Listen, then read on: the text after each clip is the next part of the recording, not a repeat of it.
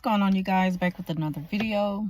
I'll have two uploads for today, but in this first one I want to talk about the one thing the narcissist expects after you broke no contact versus what a dismissive avoidant expects after you broke no contact. Two totally different things and two different expectations. But one thing they have in common is assuming that things will go their way based off how they feel the moment they break no contact with you, or the moment that you decide you'll give them another chance. Now, what narcissists don't understand after no contact, that it doesn't always go their way. Things don't always go back to the way it was. You may have decided that you're going to set boundaries now. You have come up with different ways to communicate with them, different ways to deal with them, And narcissists, they don't take to that very well. They want things to go back to how it was. They want to still have you as their main source of supply. What they thought was during the no contact period, they got your attention enough to to get your mind right. They think that, okay, now they're gonna act right this time around, because their whole thing of no contact is, it normally has a lot to do with punishment. That's their reason for going no contact, going silent. Other than that, they really have no reason to cut you off unless, they don't have any reason to cut the supply off. Because normally it should be the other way around. And I wouldn't advise anyone to break no contact with a narcissist unless you have to deal with them. But at the same time, like I say, set boundaries, because it's very necessary to have rules set in place for someone like a narcissist. If not, they're going to run all over you and treat you the same old way over and over again. It's going to only get worse, So what the narcissist, again, was expecting is that things will be the same. They think that they taught you a lesson, and now they're going to get more of what they were getting from you the first time around before they went no contact, or before you went no contact. And on top of that, you can also look for a narcissist punishing you if you went no contact with them first and started to reconnect. What they're gonna do is get their payback. They become very vengeful, and they're gonna pay you back for going no contact. That's their way of punishing you, so that they can feel like, okay, now we have evened the playing field and I don't feel rejected or defeated. That's the way they think. Now with a dismissive avoidant, and when there is no contact in between them and their partner, or them friends, family, whoever, when the silence is broken, what happens with the avoidant is that they assume that you're gonna return back to them like if nothing happened, when the thing about it is you never prepared for the silence. A person doesn't have a problem, normal people don't have a problem understanding and considering someone's feelings when it comes to space. I need space. And so give me some time to get back with you. I have a lot going on right now. And as soon as I clear things up in my schedule, I'll get back with you, and we could catch up and blah, blah, blah.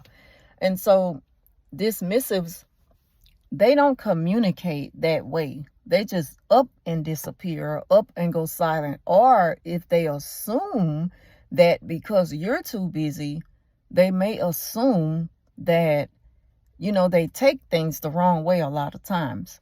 So they may assume that you are giving them the silent treatment. They may even sometimes look at it as, okay, well, two could play that game. If they're not calling me, then why should I call them? But it's like, again, you could pick up the phone and call. It goes both ways. If you're thinking that way, you might want to question what's going on, just for yourself, just for the sake of knowing what you're dealing with and where things stand with you and that person. But instead, a DA, what they normally do is assume, and they assume wrong. And, that's how things just keep going with them until someone decides to reach out. A lot of times they don't reach out first. They don't, chase anyone. They don't even seek understanding. They just assume, or they shut down, they shut you out, and they go the opposite way.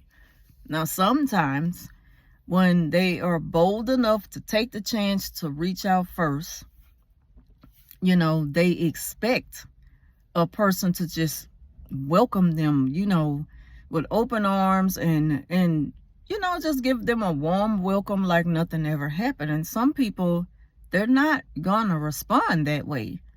Some might, very few might, but for the most part, a normal person who is affected by the silence, or, affected in a way like, if we're in a relationship, why does it always seem like you go silent and I have to wait for you? I can't read your mind, and I can't think of what caused it. So all I could do is sit back and wait until you're ready to open the lines of communication again. And so on top of that, you expect me to just be happy to see you again when you pop back up. Like, that's not normal for a relationship, and it's not healthy. Well, it shouldn't be normal. Actually, it is toxic. No different from a narcissist who gives you the silent treatment and then decides to break the silent treatment and hoover you again, or love bomb you to get back in.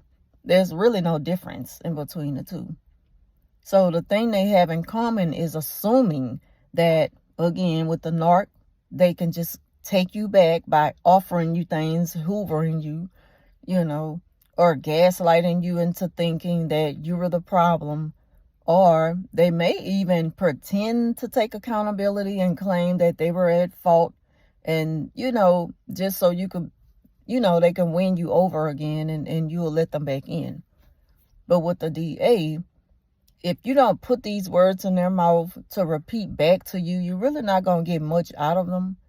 It's like they don't know how to communicate their feelings without feeling like, I can't let too much off, or I'm going to look weak, or needy. They don't want to look needy. They don't want you to think that they are needy.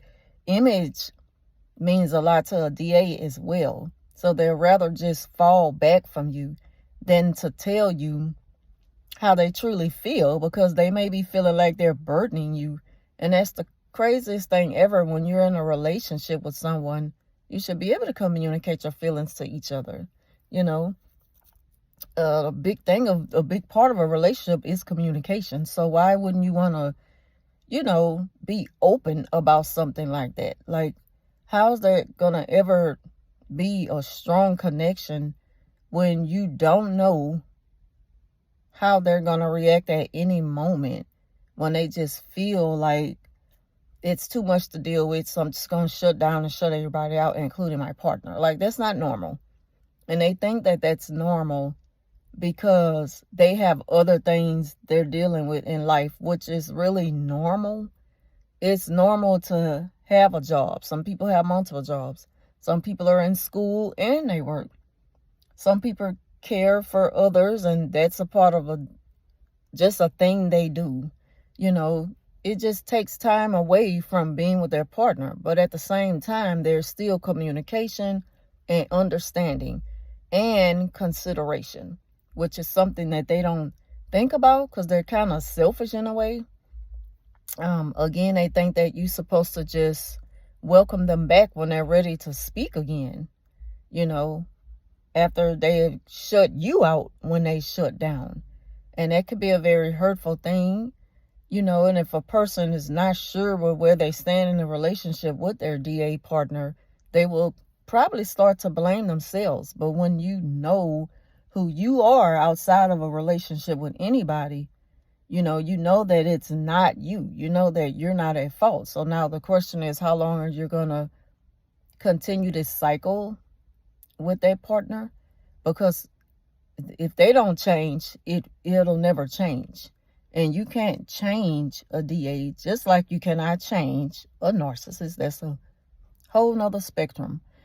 The thing about it is, one of them is like intentionally abusive, and the other is unknowingly abusive, but they're stuck in their ways. And once you express how it affects you, it's like they're constantly finding ways to think of why I do it and how it should be acceptable, because I'm a busy person. I just been busy. You can tell your DA, well, I'm your partner. You set me aside from everyone else. You don't put me in a category with other people. Like, I'm supposed to be something special to you. When we start back to speak again, I shouldn't have to wonder, where's my guy or where's my girl? I should already know what's up with us. When people ask me where you are, when I, go out to lunch and everything, or couples dinner, and you're not there, imagine how that feels to me. And before they address that part, they rather say, well, yeah, a lot of people have been asking, where have I been? I just been super busy and staying out of the way, and, just keeping my mind focused on other things. And it's just like they just totally just skip over addressing the part that you mentioned, that why weren't you there, and how it made me feel. It was a little embarrassing. Everybody's looking at me for an answer, and I have to think of something to say, like, oh, he's really busy, when I haven't spoke to you in 3 or 4 days, because you just shut down and shut out. Whereas with the narcissist, when there's no communication, of course, the narcissist probably already lied and triangulate and try to get people to see you as the one who's causing the distance and the silence. They probably have already done that, trying to control a false narrative so that they look innocent, so that they will look good and you look bad. And you're probably like, well, I don't know why they're not talking to me. And the narc is explaining to people the reason why is because she knows what she did, gaslighting, and you never did anything to cause the silence.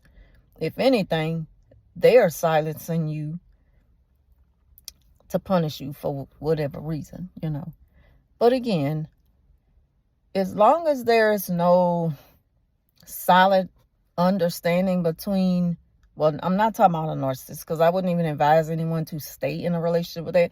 And I'm not advising anyone to stay in a relationship with a DA. If you're with someone and it just seems like they're taking more out of you, and the relationship is always taking 10 steps backwards instead of progressing, maybe you should start questioning if you should stay in it, because I know I wouldn't put up with that much longer, especially if you are years into the relationship and you're still going through the same thing with your person. It's like it's time to say, look, enough is enough. Eventually, you're going to get burnt out on it, and it's going to come to that anyway. Just letting you know, the DA may be like, okay, because they got to put on that strong role, like nothing bothers them. And that hurts, because it's like, so you actually don't mind breaking up all that we put into this and all the patience I had with you. You don't mind letting go so easy. I'm not worth a fight. I'm not worth a chase. I'm always the one to reach out to you first. You never reach out to me first when we get like this. And even this time, when I'm calling it a quits first, your response is the same, like very nonchalant and just don't care.